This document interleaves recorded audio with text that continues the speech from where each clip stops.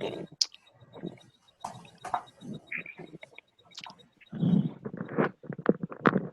was talking to my daughter Hannah the other day, and she was talking with Terry Fox, and she wanted to know if Parkinson's was like cancer. And I said, no, it's different because it doesn't kill you. And I've often said that people die with Parkinson's, not because of Parkinson's. But the other truth of that is that Parkinson's does affect swallowing, and it does affect lungs, and it does affect internal organs over time. So the question that I've not wanted to ask is that what are the things that can be part of the end of life scenario that are Parkinson's related, as opposed to just being old and having heart disease and all the other stuff that people die of. So my question is, how much truth is there to the idea that people die with Parkinson's and not because of Parkinson's? But I guess that's my question. Okay. This is not a difficult question for me to answer, but it might be a difficult thing for you to listen to. But I don't believe in bullshitting anybody. Sorry for my language, but that's how I feel.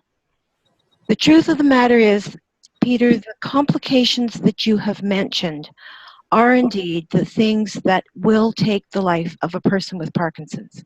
It's not the loss of the dopamine cells themselves. That's not what kills you. What kills you is the complications of that loss. So the truth of the matter is, people with Parkinson's, generally speaking, live a normal lifespan. By that I mean the general thought is that people with Parkinson's life will be probably curtailed anywhere between 2 and 5 years less than a normal lifespan. So let's just say that you would normally live until you are 85. Okay, so possibly you won't make it till 85, but you very likely would live until you're 80. The complications, however, there are two major complications that are life-threatening when it comes to Parkinson's. These are two things that I personally feel very strongly about because I think they are things that you can work on to ensure that they don't happen to you. The biggest killer of people with Parkinson's is aspiration pneumonia. That is when we have in the back of your throat, you have two pipes. One is the esophagus that takes food, liquid, saliva, etc. from the back of your throat down to your stomach. The other pipe is your airway, and that is what allows you to breathe. When you put something in your mouth, your brain recognizes that as, aha, I have to block the airway so that that food, liquid, and saliva does not go down into the lungs of this particular individual. The problem, however, with Parkinson's is that what prevents the liquids and saliva and food from going into the airway, it's a little cap, and that cap is made of cartilage that's the same as the end of our noses. However, what moves the cap is a muscle. So just like you have slowness of movement and rigidity of movement within the rest of your body muscles, that muscle becomes slow and rigid as well. And as a result, it doesn't always put the cap over the airway. And as a result, food, liquid, and saliva can go down the wrong way. And generally speaking, the first time, if you do develop aspiration pneumonia, not everybody will, but if that becomes a complication for you, then you definitely, you will recover from that.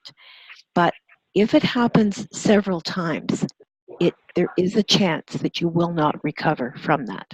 Okay?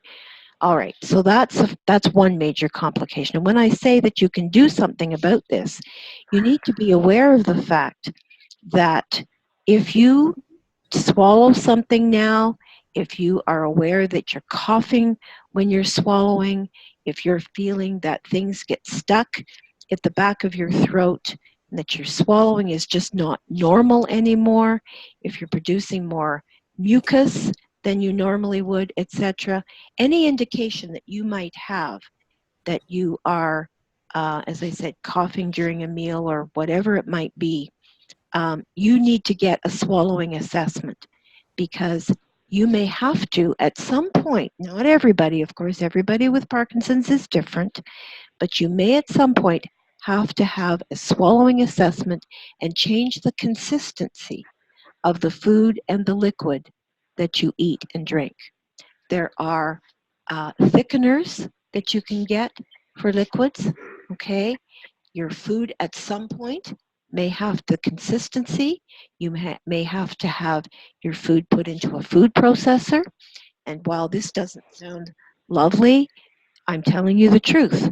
You may not be able to always swallow pieces of chicken and pieces of steak and things, and it is a swallowing assessment that will let you and your swallowing therapist know what consistencies are best for you. Does that help to answer that question? Okay. So that's one of the biggest complications of and what will take a person with Parkinson's life. The other big complication is a bowel obstruction. Constipation can be a huge problem for people with Parkinson's, but it's very important that you keep your colon moving. So, bowel movements for everybody are different in frequency. Some people will have a bowel movement once a day, some people will have a bowel movement twice a day. For some people, the norm is every 2 days. But if you're going, say, for example, 3 days or more without having a proper formed bowel movement, it may indicate that you have an issue with constipation. That is something that you must address, whether you address it with food. Some people just at the beginning eat prunes. They drink prune juice. Warm prune juice can often be helpful. Changing in diet, eating more fruits and vegetables, drinking lots and lots of water. But for goodness sake, keep your bowels moving. Don't forget, your bowel or your colon is just one huge muscle, and it has to be kept moving. And you have to do that So sometimes for yourself. the medication doesn't help with the movement of bowel because the internal organs can be affected by muscle not working, just like our hands and arms and feet and face. The answer to that is actually your Parkinson's medications can slow down that movement in your colon. They can make they can increase your constipation, your risks of constipation.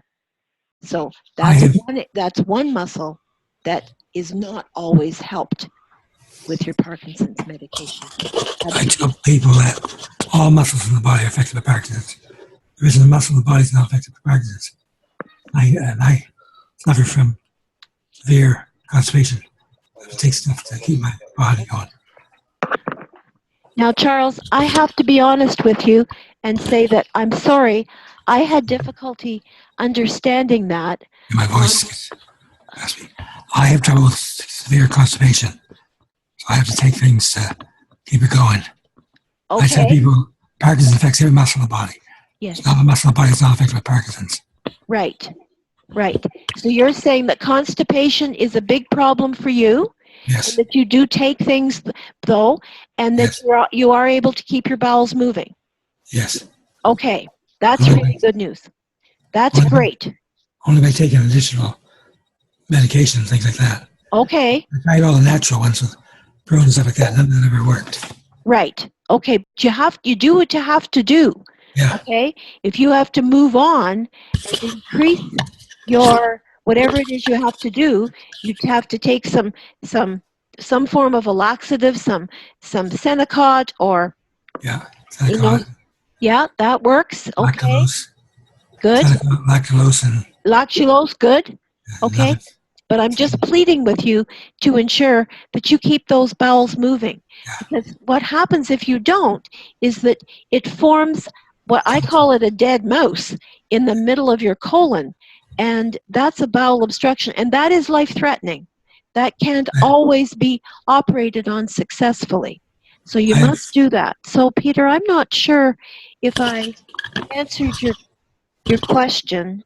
I'm trying to be honest, because the thing is, if you're aware of what those complications are, and you get the swallowing assessment and you work with it just like you work with the rest of your Parkinson's, and you do what you have to do, then you will be walking Hannah down that aisle. You understand what I'm saying? Seriously. But you have to be prepared to work with it. Does Parkinson's stop our lungs from working or stop our heart from working? Is it? No, those are different systems.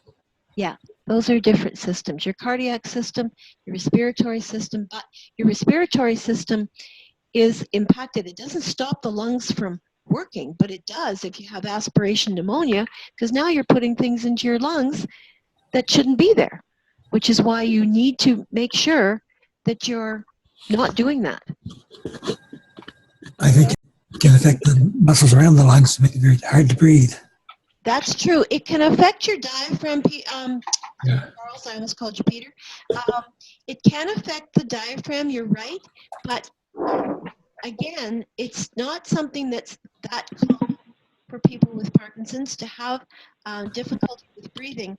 And another thing that I just wanted to make sure that I emphasize tonight, and that is the fact that you can't blame Parkinson's for everything. So don't mistake. Peter, is it okay if I tell them about the recent test that you had this past summer with your... Okay, sorry.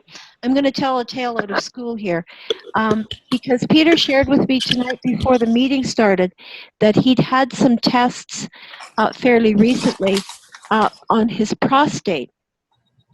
And I just wanted to say that I have known many people with Parkinson's who, when they were having difficulties with urination or problems with that could have been related to the prostate, when they went to the hospital, the doctors just said, "Oh, you have Parkinson's. It's part of Parkinson's." Yeah. Well, guess what? You can't blame Parkinson's for everything. It's guilty of some things for sure, but please, please, please make sure that when you have something that changes, and it's happening on a regular basis, that you don't just assume that it's your Parkinson's, because it's not necessarily related to Parkinson's. And that's why I gave the example with Peter, because sometimes doctors would have said, "Oh, well, urinary issues because your bladder is another muscle, that can be related to your Parkinson's," but it isn't always. So you got to have these things checked out. Oh, and there's one other thing I wanted to mention. I'll be quiet. I don't know how much time we have together. We might have to stop soon because I've gabbed on too long. I just wanted to stress the fact also that make sure that if your Parkinson's symptoms progress or get worse, quite severely worse, suddenly, please don't just assume that that's Parkinson's. Nothing with Parkinson's happens quickly. Okay? So for example, today's Tuesday, and if everything is what your norm is, living with your Parkinson's, and tomorrow you notice that you're much stiffer and slower than you were, and the next day you're stiffer and slower again, and things seem to be really getting derailed with your Parkinson's. It's not Parkinson's. Parkinson's does not progress quickly. There is something else going on. And that something else going on is usually related to an infection. Quite often, a urinary tract infection is the biggest culprit. It could be a respiratory tract infection, but it's very likely to do with an infection. And I also have a sheet at the office about what to do when your Parkinson's symptoms suddenly get worse. And I could send that along to you as well. But make sure that you don't just assume that Parkinson's suddenly gets worse, because urinary tract infections, any form of infection, uh, needs an antibiotic, and it can really derail Parkinson's disease. It can really make your symptoms much, much worse suddenly, and it can be very scary. So make sure that you get it checked out first.